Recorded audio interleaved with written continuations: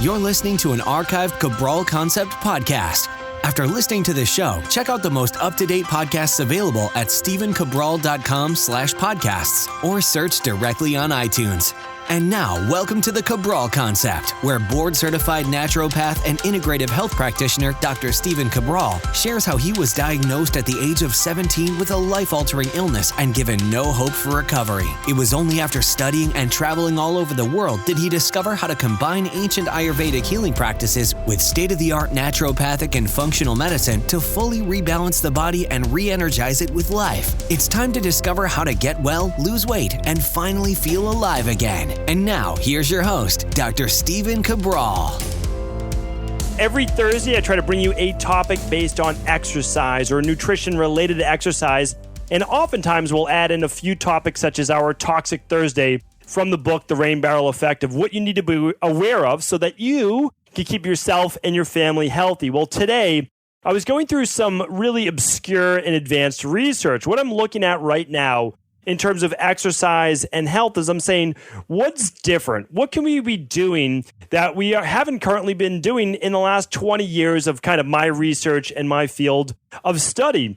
And so I've really been taking some time over the past month to say, is there anything out there that's state of the art? Is there anything out there on the front line that I could be adding right now to people's programs, or could I be offering it to you right here on the Cabral Concept? Well, I was going through, again, some obscure research, but this is a lot of stuff that I look at. And I was looking at what the astronauts are doing right now on the International Space Station in order to keep themselves in shape. Now, you might say to yourself, no big deal. Who cares what they're doing a couple hundred miles or so up in space? But here's what to look at it. Like, this is actually really important. Because when you look at the struggles the astronauts have, it's a lot of the struggles that we have. And that's the ability to keep muscle mass on their body. And I know a lot of people would say well, I don't want that much muscle in my body. I have a lot of women that come to me and say that specifically. And again, I've been doing this for quite some time. But I tell you this, the less muscle mass you have, the less calories you can eat, the lower your metabolic rate. Relatively speaking, again, body type, constitution, all of those things. But also, the less muscle mass you have, I was actually just talking about this with one of my colleagues and clients that's a world-renowned doctor. I won't say who it is because I keep everyone confidential. And they were saying this. I found it very interesting. They're a medical doctor, and they said in their practice, they see the absolutely detrimental effect it has on people's life as they start to age and lose muscle mass. Because one thing they've noticed is they've become more and more sedentary. And that's because the more physical activity they do, they have less muscle mass, the more difficult it is. And he's even seen it so much so that he takes people, and he's a very good medical doctor. That's why, again, I do love our medical doctors, especially those that are starting to become more integrated. He has people do a simple one flight of stairs step test. And there's a lot of people in his practice that have a difficult time not using the railing when they get into their 60s, 70s, 80s, and difficulty just putting one foot up onto the next step. Now, this is a lot of people in our society. And instead of talking down to those people, instead of saying they should have been exercising, whatever it is, we need to help those people. And so if you're a personal trainer, if you're a wellness coach, if you're in this space, or maybe you have a elderly parent or grandparent, let's get them exercising, because I've talked about this on previous shows, but it can make a huge difference. Now, again, huge difference with quality of life, and you can get it back. You absolutely can. But here's the interesting thing. What about you right now? Well, the trick is this, is that after the age of 27, women start to lose muscle mass at a rate of 5 pounds per decade. Now, that might not seem like that much, but 5 pounds over the next 50 years is 25 pounds of lost muscle mass. That is a tremendous amount of muscle mass loss. And here's why. Because you're most likely going to keep the same weight or maybe gain weight, and that's going to be replaced with body fat. Your body's going to be more toxic, hold more toxicity, start to produce more just endogenous-based estrogen. Your hormones are not going to be balanced, higher levels of blood sugar, higher levels of cardiovascular disease, higher levels of cancer. Every pound of muscle mass you have helps. And I'm not talking about turning yourself into a bodybuilder or a fitness competitor or anything like that. I'm talking about just keeping enough muscle mass on your body so that you can enjoy some of the foods that you enjoy, that you can actually have a carbohydrate every once in a while, and that you have the strength to be able to carry yourself through life, that you're able to not walk around with all of the aches and pains. A lot of times we have all these aches and pains. It's because our body is not strong enough anymore to keep ourselves in proper postural alignment.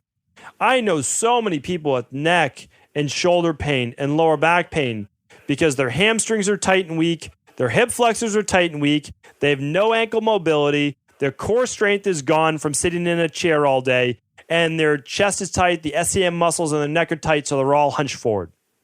All of these things are very predictable and can be fixed when you see a very high quality personal trainer or exercise physiologist or coach that knows how to help you with these things.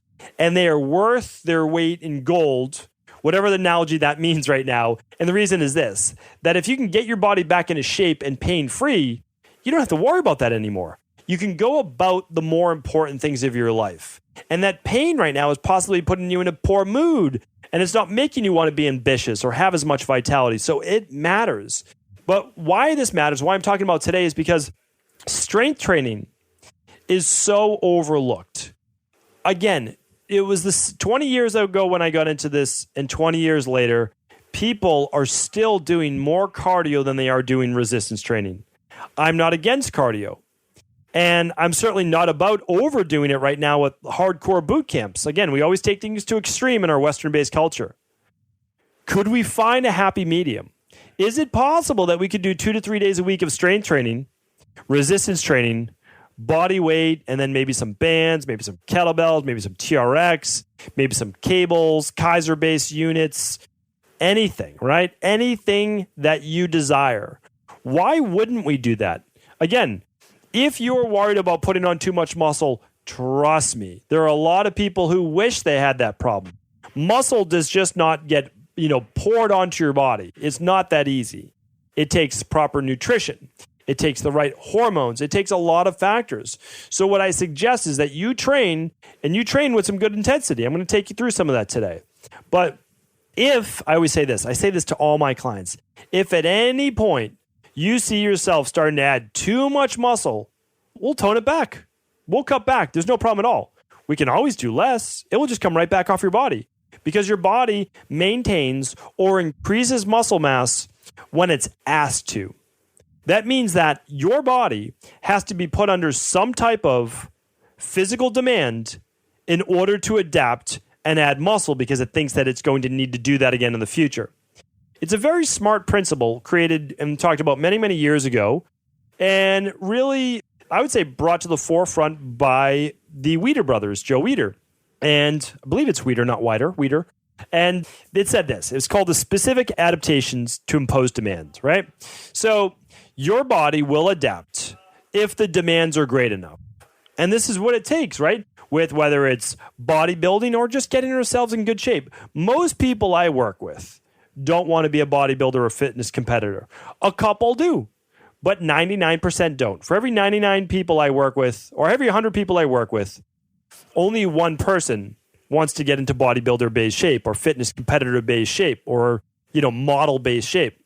Everyone else wants to be in great shape, but not necessarily pack on a ton of muscle.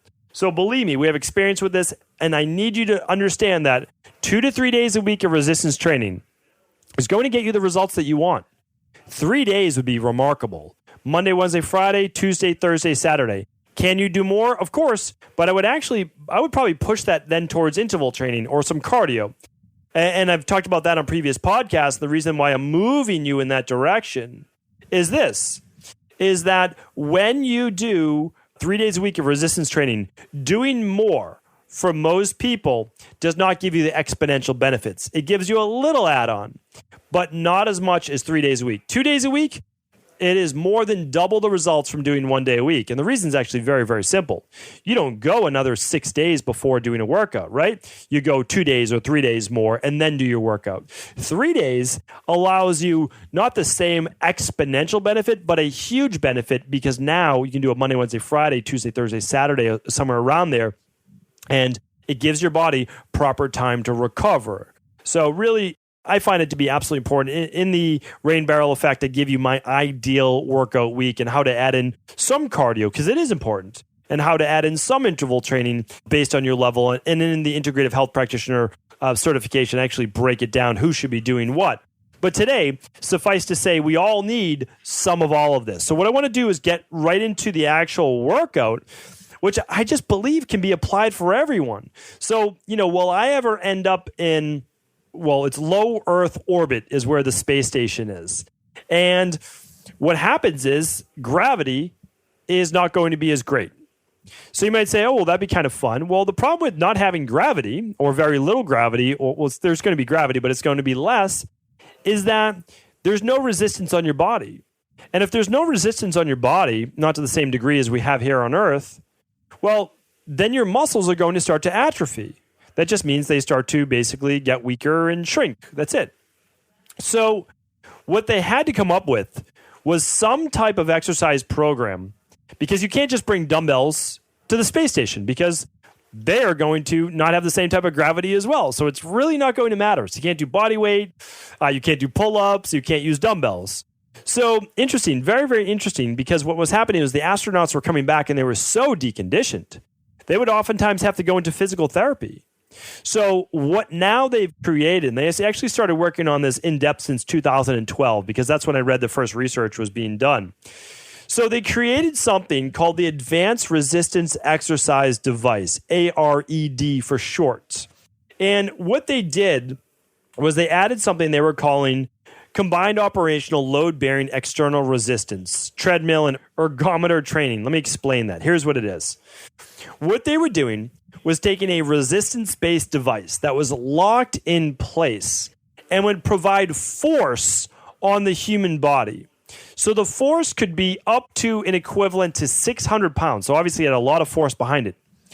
And that enabled the astronauts to then be able to push back against this force, which would simulate somewhat of gravity and also weight-bearing activity here on Earth. So because you would have to apply resistance because the gravity wouldn't have the same effect. Really interesting. But even more so than that, I want to go over a couple of things towards the end. But more so than that, because remember, this is the best of science, right? NASA can hire the best of science and they can look at the best research.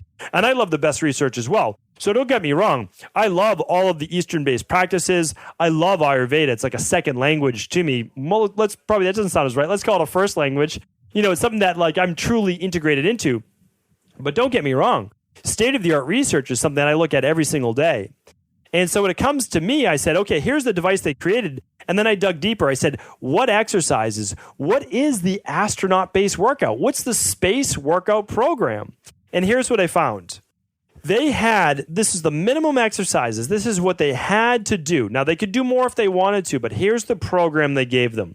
And see if this rings a bell with exercise recommendations I've given to you in the past. Here's what they recommended. Squats, deadlifts, leg presses, heel raises, hip abduction, hip adduction, narrow stance squats, leg curls, bent over rows, upright rows, shoulder raises, shoulder presses, bicep curls, tricep extensions, and wrist curls. Pretty interesting. Let's break that down a little bit. Squats, deadlifts.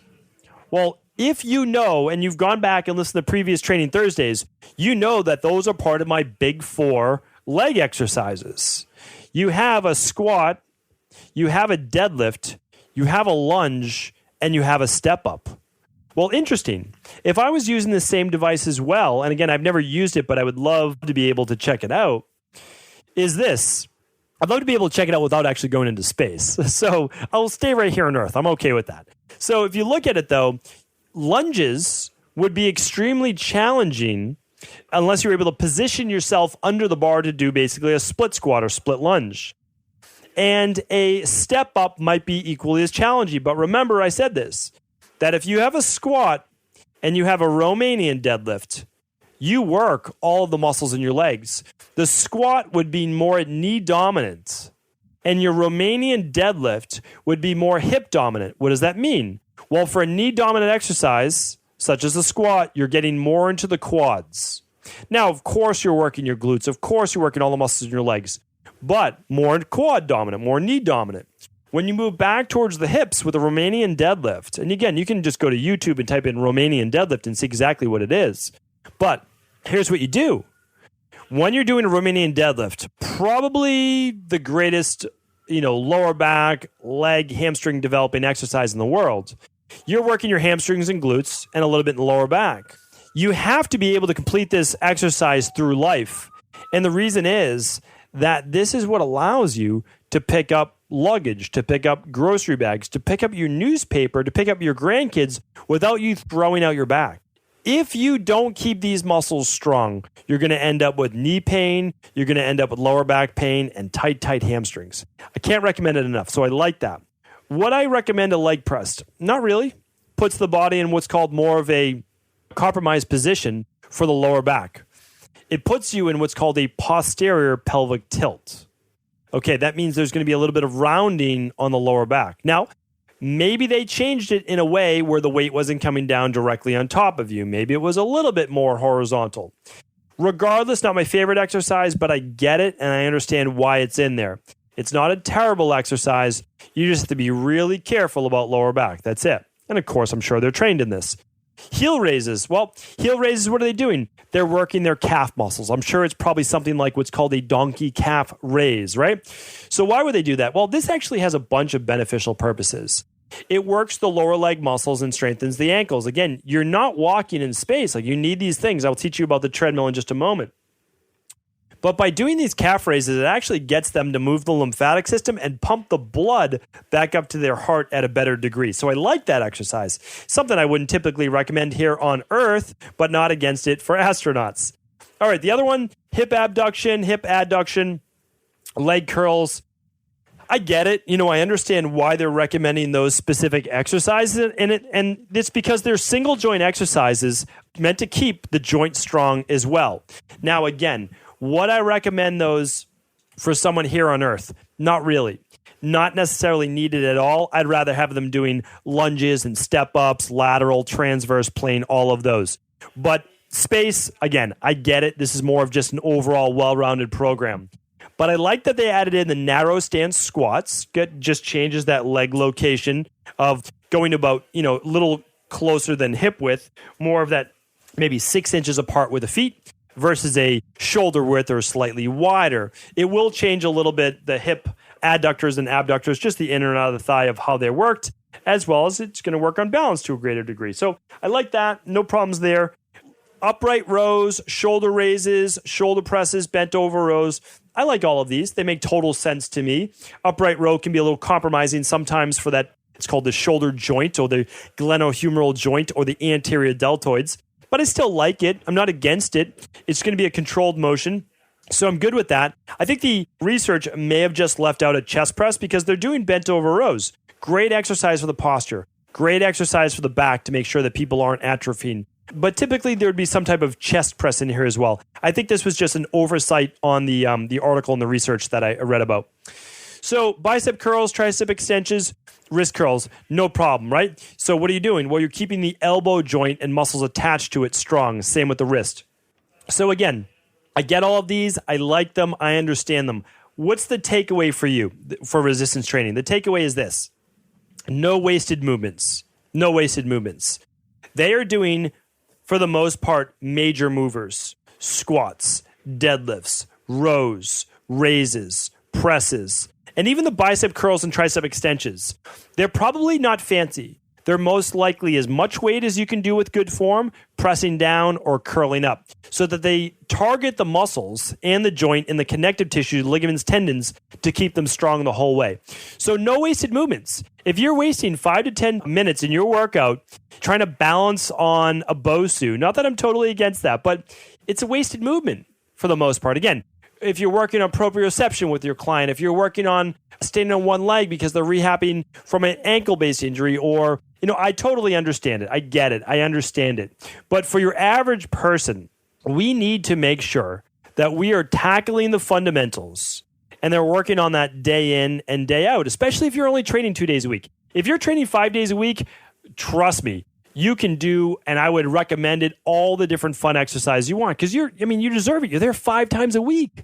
But if someone's with you, if you're a personal trainer and you're listening to this, and someone's with you 2 days a week, fundamentals.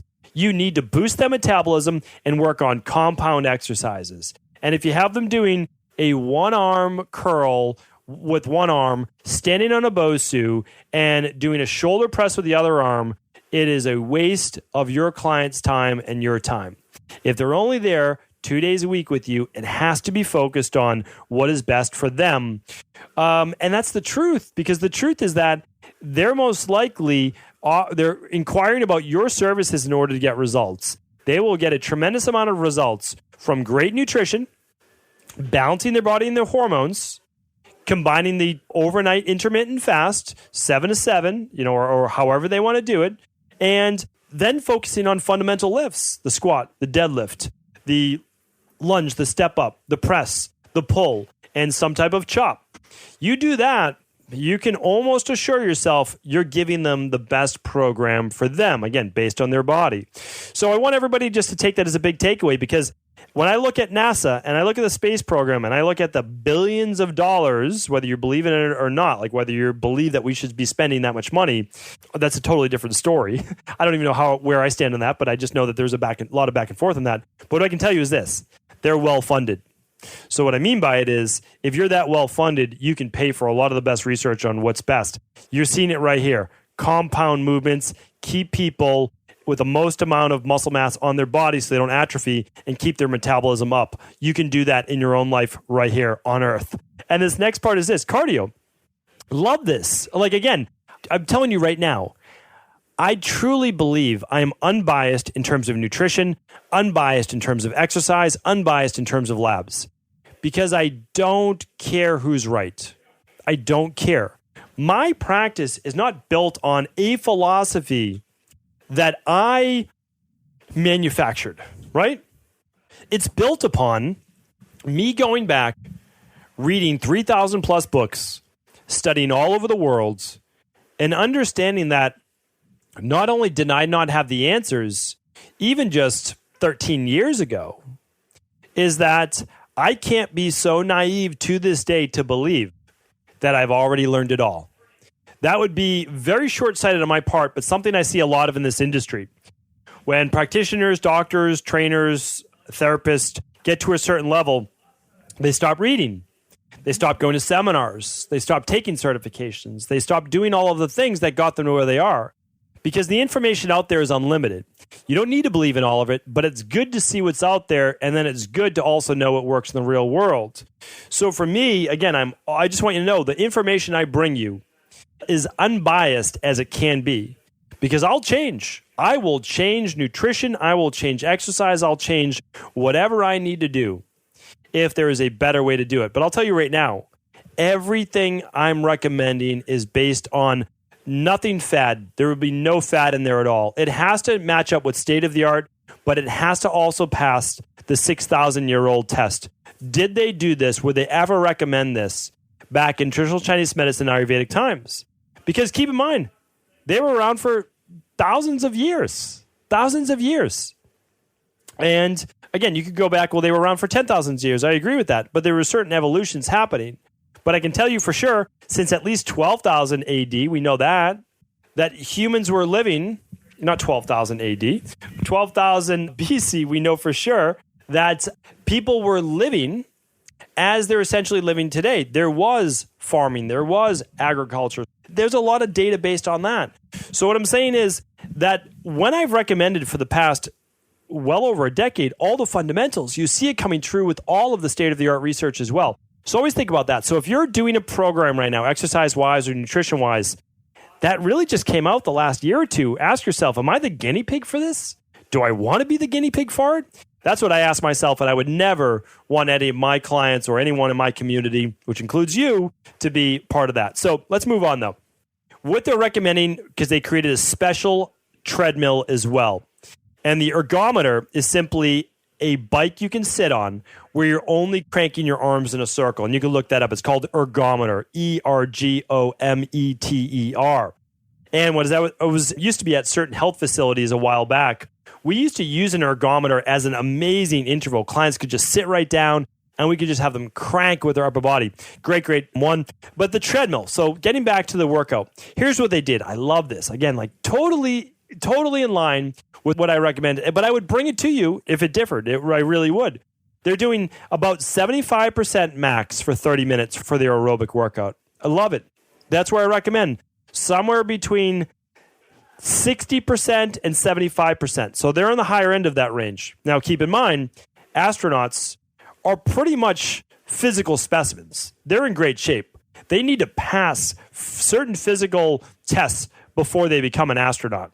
So 75%, I agree for them, without a doubt. I'd recommend that. But that's what I recommend. 30 minutes of cardio. Not 90 minutes of cardio, not even 60 minutes of cardio. 30 minutes, 40 minutes max of aerobic. What's aerobic? It means steady state, using oxygen for the most part. That's aerobic. Okay. But here's the thing. They also added interval work. Exactly what I recommend. Intervals plus aerobic. So anaerobic is the interval plus aerobic, which is the more steady state cardio. What are they doing? They're doing 90% for their intervals, which last how long? 30 seconds. Exactly what I recommend as well. Between 20 and 30 seconds, 40 seconds maximum. Because these intervals people are giving you of an all-out sprint for a minute is way too long. It's honestly like, if you ever got out there on open field or a track and sprinted for 60 seconds all out, you can't recover in 30 seconds or 60 seconds or even 2 minutes. It is all out. So that's what an interval should be. So they're at 90% interval work, 30-second sprints. Love it. Really great recommendations. So again, say what you will about NASA and the space station. This is actually a pretty good program. So, here's the bottom line. Here's the takeaway. Everything has to have a takeaway. The fundamentals are what's going to get you results in terms of exercise. And, there's a lot of fancy things you can do, and sometimes it makes things a little bit more fun. I want you to focus on this. If you're already in great shape, if you're where you want to be, keep a workout or so, maybe 2 in your program that are the fundamentals. And then you can do the fun things. But if you're not where you want to be, like if your body is not where you want it to be in terms of body transformation, throw the fun stuff, all the, cute exercises out the window until you get yourself in the shape that you want. Why not? It's not going to take that long. 12 weeks, 16 weeks. Focus on the compound movements. Focus on the deadlifts, the squats, the lunges, the step-ups. Remember, you're on Earth right now, right? So I'm assuming they might be listening to this on the space station. And if you are, I commend the program that you're doing right now. So in all seriousness, though, the lunges and the step-ups, the squats and the deadlifts, the chest press, the shoulder press, the pull down or pull if you're doing a pull-up, and the rows. Great. What else do we need to add to that? Just some chops or some abdominal base work, lower back base work. That is it. That's it. You do that till you get yourself in great shape. Then start to add the cute stuff. You can add some of the arm, bicep base curl and the tricep extensions, and you can add in other things that you would like, maybe some more balance-based exercises. Again, you can make a case for everyone. What I'm trying to do are give broad stroke recommendations that I know will work for you, right? There are other things that could work, but we don't know if it will work for you. But I know these ones will because they're the fundamentals. When you do your cardio training, 60% of your max VO2 to 60% to 75% of your aerobic max VO2. You can calculate that by going to stephencabral.com/podcast and just type in max VO2. Or for even easier calculation, just do 220 minus your age and then take a percentage of that for your max VO2. It's a crude formula, but it works for the most part. Okay, the last part is this. Interval-based training works. It works. Check out, just go to stephencabral.com/podcast, type in intervals or interval, and you will find all my previous Training Thursday shows on that. Hopefully today's podcast was helpful. I do have a book on all this information. It's called A Man's Guide to Muscle and Strength, but it's for women too. It's not by me. Yes, it's by me. I wrote every single word in that book, but I have a publisher that put it out 8 years ago, and so I wasn't in charge of the title or all of those things, but trust me, it's for both men and women. You're welcome. Obviously, you can decide if you want to purchase that or not. It's just on Amazon somewhere. It lives there. But just you can go to equilibriumnutrition.com. But the truth is this, that I give you this information. You don't need to purchase the book if you don't want to. And what I would love for you to do is begin to incorporate this into your own life. Let me know how you do. And as you start to get results, I would love it if you could just share this information with anyone else you believe it could serve. Take care, everyone. Hope you have an amazing day. Take care. Ever wonder what the best sauna, blue blockers, sleep trackers, wake lights, salt lamps, or other health gadgets are? Or what about the top non-toxic mattresses, sheets, soaps, bath products, toothpaste, and cookware? Or would you like to know the cleanest choices for hemp parts, meal delivery services, supplements, and much more? I personally curated, researched, and now created a resource page of all of my top picks that continues to grow each week. These are the exact products I use in my own life, with my family, in my private practice, and they're the ones I trust. To find out all of my up-to-date recommendations and all the details, simply head on over to stephencabral.com/resources.